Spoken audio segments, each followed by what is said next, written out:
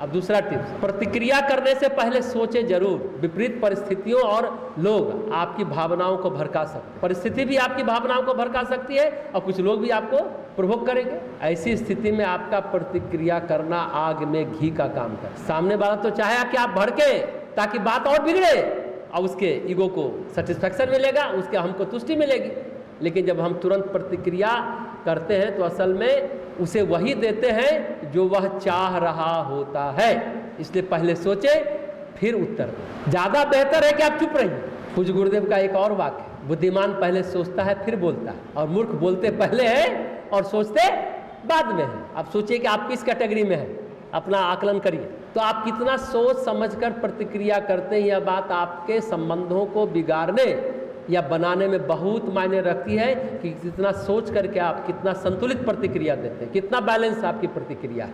हो सकता है वक्त के साथ स्थितियां ठीक हो जाए, लेकिन आपको हमेशा इस मामले में एक मर्यादा का पालन करना है, एक बैलेंस बनाकर चलना है कि किस तरह हम बोलें। अपने आप सही हो जाए पर आपका पहले उस पर बिना सोचे समझे रिएक्ट करना संबंधों की मधुरता को समाप्त कर सकता है। हो सकता है बाद में ठीक हो जाए। कई बार ऐसे डिफिकल्ट लोग आपका फायदा भी कर जाते हैं। इससे पॉजिटिव बात भी है, क्योंकि वो एक तरह से आपको आपकी गलतियों का आईना दिखाते रहते हैं। गोस्वामी तुलसीदास जी कहते हैं ना, निंदक नियरे राखिए।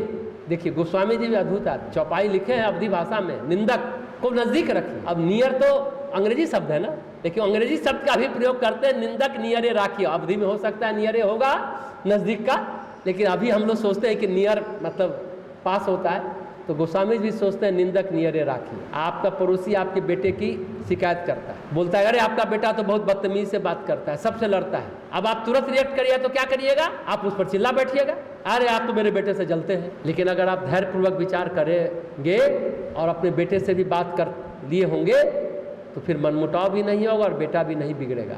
लेकिन समय बीत जाने पर पछताने से क्या होगा, अगर आप मुंह से बात निकल गई तो क्या हुआ, तुरंत प्रतिक्रिया न दें। दूसरा टिप्स,